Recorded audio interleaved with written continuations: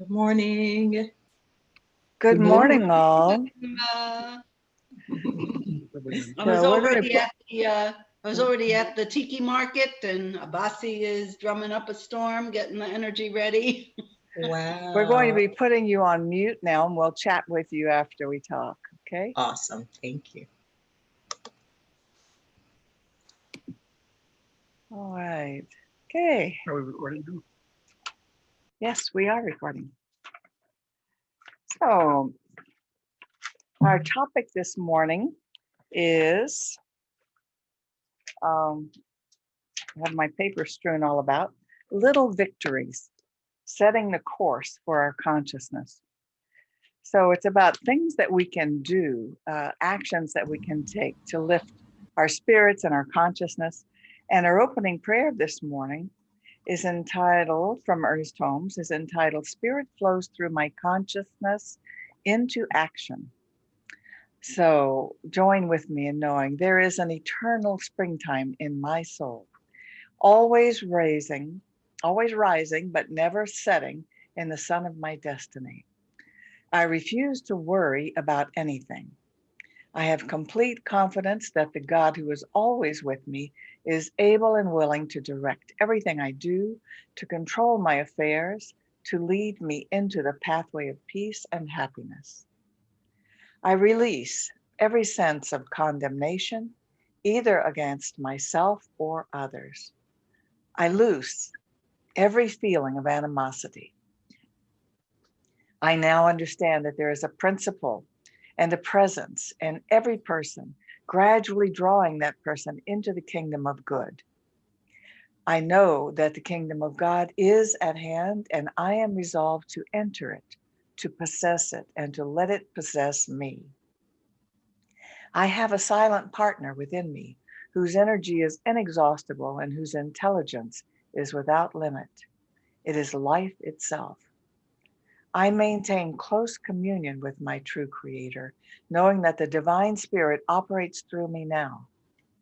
I know that I am not limited by anything that has happened or by anything that is now happening. I am entering into an absolute new set of conditions and circumstances.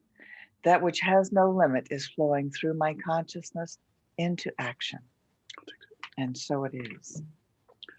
Well, that is so powerful. What I was thinking as you were reading it, you read it earlier to me, and I was thinking as you're reading it again now, that this is from 360, the 365. 365, Ernest Holmes 365.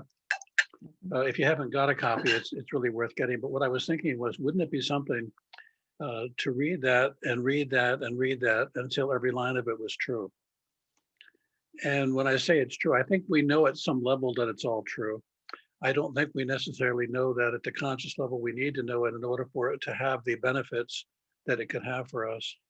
Literally being able to turn it over, to hold no grudge, to believe that there is a consciousness in favor of us, that the universe is in favor of us. I know I say it, I know you say it, I know we say it, and I hear it. There's some parts of me, I'm sure, as there may be in you, that have some serious doubts on any given moment of time, whether that's true or not. And I think, to say this line by line and ask yourself, is it true? Is it true for me? And if it's not true for me, what would have to happen for me to make it true? Well, reading these treatments and doing my own helped get me there. I inevitably fall back into my human concerns and whatnot. This week there was a second hurricane hitting my hometown. I have lots of relatives that live there and all around southern Louisiana. And so I knew it was coming, from all week long. And I try to calm myself and say, it's might be a category 2. It's going to be okay. But, they just had a hurricane 6 weeks ago. And Lake Charles, the city is covered with blue tarps. They just, for their roofs, they just got electricity 2 weeks ago. And they haven't been able to get supplies for roofs. And so nobody's been able to get their roofs fixed. And I'm just going, oh, this is disastrous. And of course, most of my relatives got out for safety. Couple stayed. Somebody's got to stay with all the dogs, And I the people did have a lot of damage in a lot of places outside of Lake Charles, actually. A little to the east of Lake Charles, there are a couple of relatives who had some damage. But I felt I didn't realize how much I was bothered by it all until I called my brother late last night, and he let me know that it did pretty well. It didn't. Nothing came in his roof, and the flooding came up to his door and into his garage, but no further. And it didn't tear his new fence down. That he's a huge new fence that he put up, because it did go down to a category 2. So it dumped a lot of rain, and I'm sure a lot of places of his business was inundated with water from the roof that wasn't fixed. But all in all, pretty darn good, considering what could have happened. So I didn't realize till I was done talking with him how relieved I felt and how worried I had been. So when we get that, I just have to read something like this treatment that reminds me I'm not doing myself any favors. I need to know the truth about the situation, and know the truth for everybody, and just release and let go. But little things can help get you out of it, which is what we wanted to talk about. That may seem like a little thing, just reading a prayer or Well, I think it's remembering. it's as little or as big a thing as you want it to be. If you read it line for line, there is an eternal springtime in my soul. Yeah, just Wow. makes you Okay. happy. What does that Ah, mean? There's an eternal springtime in my soul. It means, it means everything. Or it's just something that you need to read to get to the next line. And I think an awful lot of what we do is unfortunately reading to get to the next line, to get to the end so we can get to the next thing, without realizing that in that sentence is a little victory, or actually a large victory, depending on where you are with that. Always rising, but never setting is the sum of my destiny. Wow. Never, never setting. That's really incredible when you think about it. I refuse to worry about anything. Well, I wish I could refuse, but I worry. I worry that I worry too much. I have complete confidence that the God who is always with me, complete confidence in God. Sometimes yes, sometimes no. So, I mean, as I go through it line by line, I realize how powerful giving your attention to one line at a time is, rather than let me do a prayer with a beginning, middle, and an end, as if somehow that by itself will have changed anything. What really changes it is when you start digging into the moment and allowing the moment to feed you questions and feed you interest and feed you answers, none of which are available until you actually dig into it. We have, because we live in Florida, we have lots of lizards. And I caught a lizard the other day in the house, and I wanted to catch him earlier, but he was too fast because he'd been well fed. After living in our house for a little while, he wasn't well fed. We have no bugs to eat. So he was wow. really lethargic and worn out, and I think pretty much close to the end of his life. I picked him up and I took him outside and I set him on the sidewalk near a crack. And in this crack, there were ants traveling back and forth just in the crack. And the ants were very careful not to step out of the crack because it wouldn't be safe. The lizard was very hungry. I knew that. The lizard, if I had been that lizard, having been without food for so long, I probably would have gotten in the middle of the crack and tried to eat as many ants as possible. What he did was he only ate the ants that stepped out of the crack, one at a time, one ant at a time. And I watched him eat one after another, take a break, take his time, and watch carefully until another ant stepped out of the crack. I watched him for half an hour. In a half an hour, we went from a constant stream of ants to no ants left. You only have to eat an ant one at a time. You only have to take one bite of life at a time for it to nourish you enough to be able to be supported, to be able to be fed. And then I watched him sit in the sun for a little while longer, and then he walked away like he wasn't an empty lizard any longer. And I thought, well, isn't this interesting? Because when we're hungry, we very often, whether hungry for food or hungry for anything, we often want to gorge ourselves or fill ourselves up or believe ourselves to be so empty that we couldn't be filled up. And what I saw him do was to slowly and carefully and thoughtfully, one bite at a time, begin to re-enter life in a way that would sustain him. So I started thinking about, what were the little things that I had been doing in the week to try to lift my mood. And there are lots of little things you can do, and we need to remember to do them. Uh, Going out in nature is so important, whether it's a walk or a bike ride or a walk on the beach, Feeding the lizard. meeting a lizard, watching a coyote like we Yeah. have in our backyard. It's fun. And so, but do a lot of little things that you can connect with people, connect with friends on the phone or on Zoom, as we're all doing these days with your other spiritual groups and friends. All those things lift you a little bit, and it's just so much better than just sitting there feeling bad or worrying. Gratitude is always my go-to, and yet it's amazing when I find myself concerned, I'm not feeling grateful, and so I No. remind myself. But that first thing I tend to do is, well, I'm grateful we're not having a hurricane anyway, and then that doesn't help very long because I still have loved ones in the paths of hurricanes. But gratitude is a great one. We have so much to be grateful for. My son finished his chemotherapy treatment and is now pronounced cancer-free. So we are thrilled with that. That was exciting news this week. But I knew that was coming. I knew that was coming. Well, you mentioned gratitude, though, in a way that's interesting, too. Gratitude can be a list of things we don't have to think about anymore, rather than things that we can think about as reassuring that the universe really is in favor of us and does more for us than against us in any given day.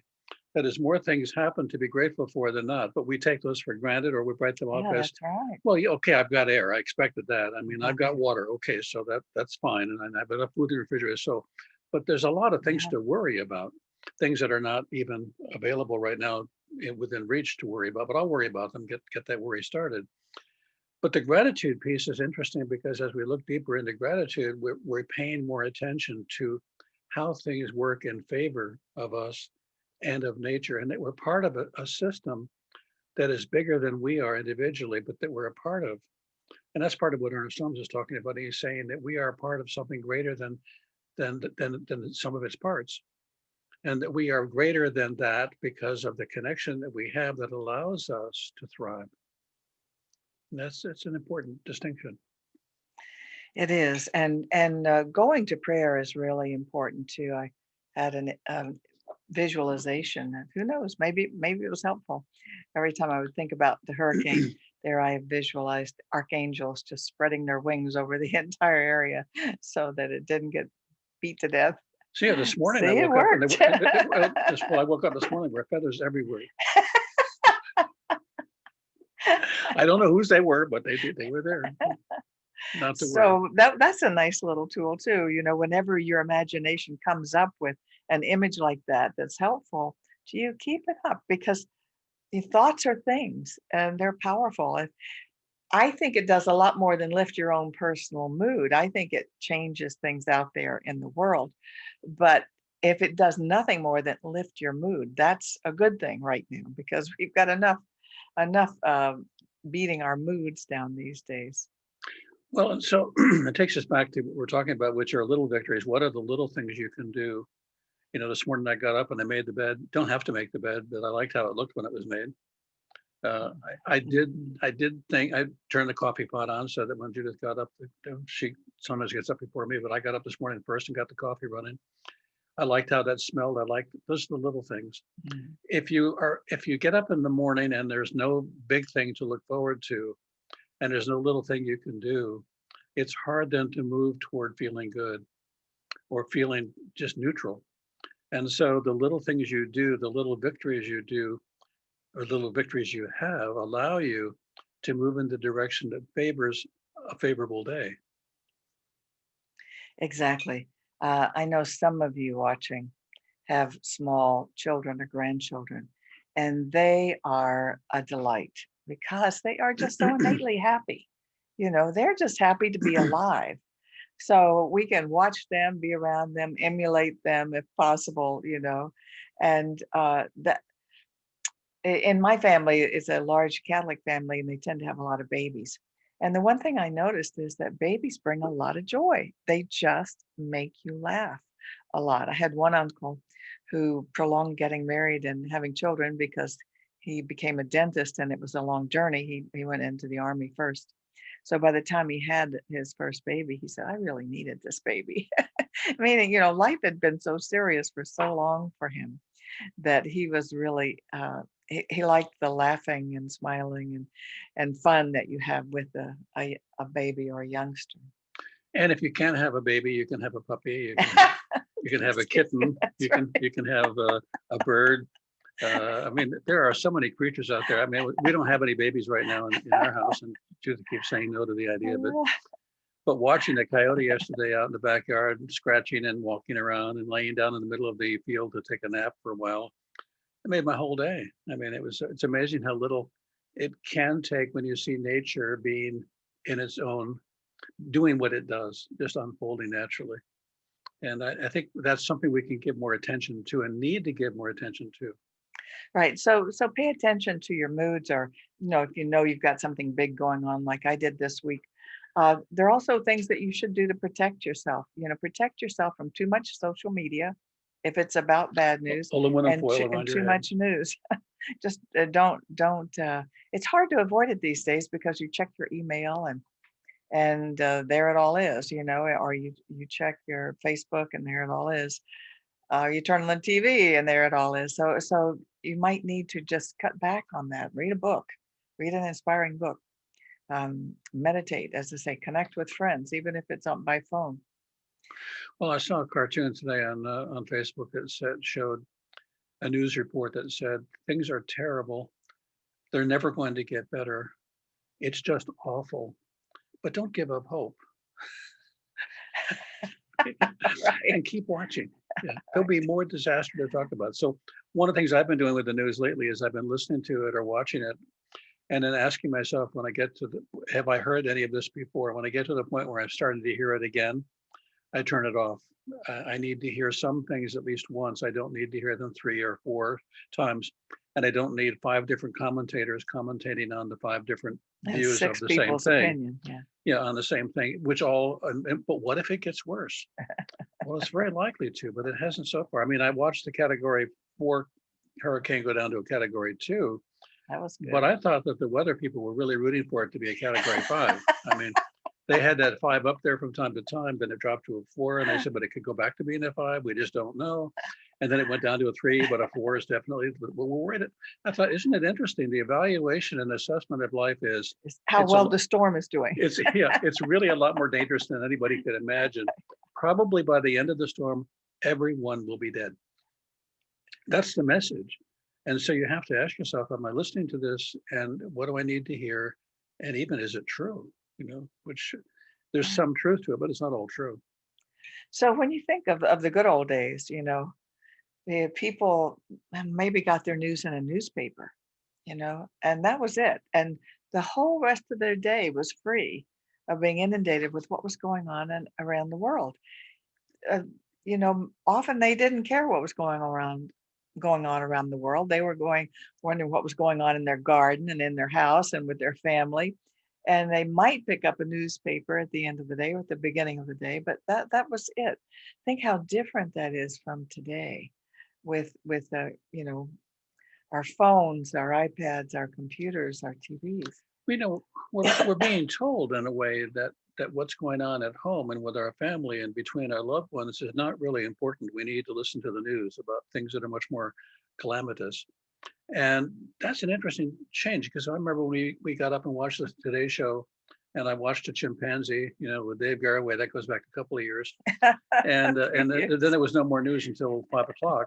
When Walter Cronkite came on and told us what was going on in the world, and that was pretty much it. But why that became a big deal, for me anyway, was because the rest of the day was about whatever was happening for all of us in our day. And I don't mean we should become so small-minded that we only see what's happening in our lives. But I think we've been told subliminally that our lives are not that big a deal, are not that important, and don't need that kind of attention. What really needs attention is the flood that's happening 75,000 miles away from here. Yes, it does need our attention, but does it need as much attention as the loved one we sit next to, or that we care about? Right. And so I go back to, I am so grateful for this teaching because it it reminds me that my spirit is always very well and everything in spirit is perfect as it is. So I don't know what I would do without this teaching. It really is fabulous. I've never been a worrier. Most of my life, I've just chosen not to be a worrier. That's why you don't have a lot of wrinkles. But right now, with we're home all the time, we don't have as many activities to distract us, or especially out of the house where all those gadgets are. So I think that we constantly need to be doing little things and paying attention to how we're feeling, doing our spiritual practices, remembering to spend some time meditating, going within, finding that grace that is our natural state. And the class Bob is teaching the Seth material. He says grace is not a gift given by God occasionally. It is who you are. If you would just go within and be with that, you can all find that state of grace. And we've developed a saying, by the grace of God, some good happens here and there. But truly we are grace. And he was talking about that is the state of animals. They live in a state of grace. They have an inner knowing that they are continuous beings, even if they eat or be eaten. It doesn't matter. They know they're ongoing. So we need to know that truth about us and all of our loved ones too, that we are ongoing, that this life is one experience, but we don't even have to be so alarmed by death, that it's not the great end. It's just a step off and a new beginning. And that is of course the worst fear that we have, especially in a pandemic, is that. And if we can remind ourselves, even that is not as bad as we think of when we think that we're all that is. This is the only life we have. I remember the first time I died, I thought for sure it was over. I had been living in this very wonderful little place for 9 months. And and then all of a sudden that all went away. And I thought, oh my God, I've died and I have not gone to heaven because somebody is slapping me. And but it's interesting, we experience many lives in this life. We experience many deaths in this life.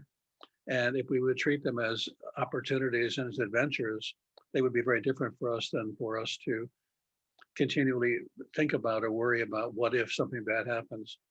Bad things have happened that were really very good for us. So I don't remember if you said it today, but often what a technique that Bob uses, that was a therapy technique in short-term therapy, is when you're confronted with a problem that you can't seem to get out of, to ask yourself, what's the least I would be willing to do in the direction of achieving what I want? Little Because goals. we tend to get stopped by, oh, it's just too big. I can't change all that. Well, and what Albert Ellis, who is the founder of that thinking, said, and I love it in the beginning, he said, ask yourself, what's the worst possible thing that can happen? Really worst possible thing that can happen. And very often we don't actually think Go about there. the worst, So we don't let ourselves but we go there. respond internally as if the worst has happened. And what he's saying is give yourself permission to look at the worst and then ask yourself the question, what are the odds, based on past experience, that that's going to happen? That the hurricane will come and everyone will die. Not very good. Now, if the odds are very good, please pack and move. If the odds aren't very good, then set that aside and do whatever you can. Now, then the question comes up, what's the least I can do in favor of the outcome I'd like to see? What is the least I can do to improve my life or to have my life be a little better? Not the most, but the least. And the part of the reason for the least is because the least we can do moves us and gives us a success. We often want to do more when we're tired and don't feel up to it. And then that just makes us feel worse about ourselves. David Bruner posted a question, what do you feel better about now about yourself than you did, 10 years ago? And I said, I feel better about I get along better with myself than I used to. And I think, how many of you can say that you get along better with yourself now than you used to? How many of the arguments are you having that aren't with other people, but they're with you? And, if we could get along better with ourselves, by cutting ourselves a little slack, by being a little more accepting of ourselves, we might then have a better quality of life and be able to more easily embrace the prayer that Judith started out with. Well, I was reminded this week of a funny joke, one of my favorite jokes, where the old man is in the hospital. He's Oh. been very sick, and his wife is in there comforting him. They're both very senior citizens. And he said, you remember when we first got married and I had that job and the company went bankrupt? And she said, yeah. And he said, you were with me through that. She goes, yes, I was. And then you remembered when we got a little older and had a family, one of our children, really got sick and we weren't sure he was going to live and he did. And she said, yeah, I remember. He said, you were with me through that. And she said, yes, I was. He goes on and names a few other challenges in their life. And finally he decides, I've decided you brought me bad luck. you, and I thought recently with this Lake Charles being hit twice, that it feels like maybe I brought somebody bad luck for the places that I've lived, because I was born and raised in Lake Charles, and 2 years ago we lived in Paradise and that city burnt down. And so I'm beginning to feel like, whoa, the places I've lived, what Isn't is it going interesting on? how we're willing to abstract our lack of value?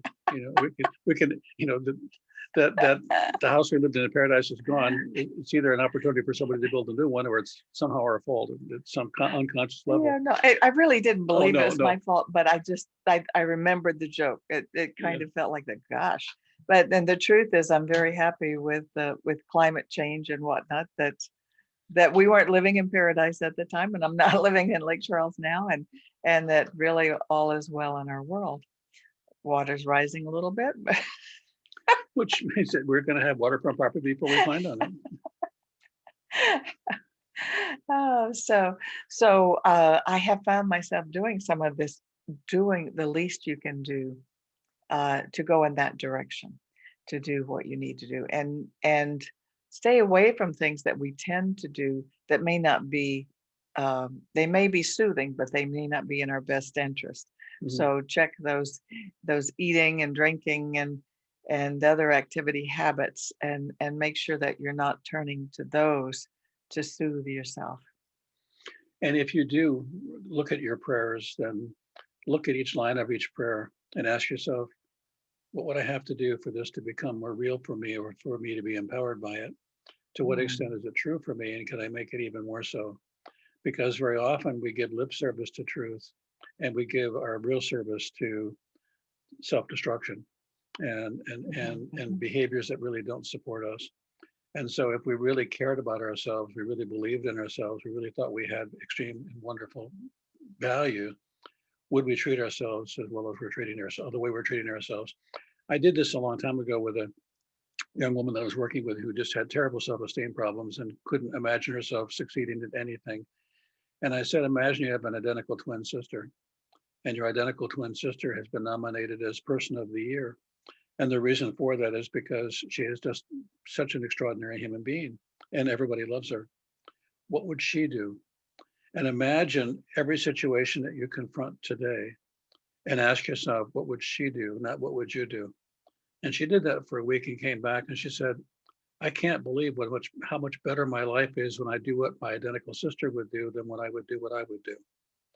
And so what she didn't realize is how often she sold herself short, how often she didn't allow herself to value herself. When she could just imagine that she had value, her life went better. So imagine, because it's also true, that you're a divine expression of God in action. And imagine then what that means for you and what that means in terms of how you want to behave toward yourself. So is our message. And there endeth the lesson for the day. And there ended the lesson. So you want to end us with a treatment? I'd like you to. Okay. So we come together, we are together, we've been together. And what we recognize is that the togetherness that we share is an ongoing sharing. It's an ongoing connectedness. We know in our hearts that we don't just connect on Sunday, but that we're connected in mind and spirit and in love all the time. We know that as we travel as a band of love, as a wonderful group of souls united in love, that we accomplish great things. And the great things that we accomplish allow us to find joy and happiness on the inside as well as everywhere else. We spread this comfortably and easily amongst all of the people that we know. We move forward in our lives in the most exquisite way possible.